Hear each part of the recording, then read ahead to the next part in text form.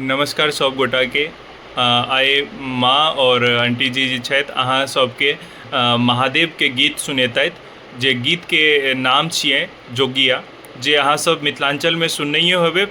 प्रसिद्ध गीत छै और आइ के समय में जखन एखन जे अहाँ के चलि रहल छै बोलबम और एखन सावन चलि रहल छै, तो सावन में ई गीत अपन सबके घर घर में हर लोग सुनै छथिन और गबै छथिन। तो आइ आंटी और माँ दुनू गोटा अहाँ के ई गीत सुनेतैत और हमरो बहुत नीक लगैया, तो सुनियो।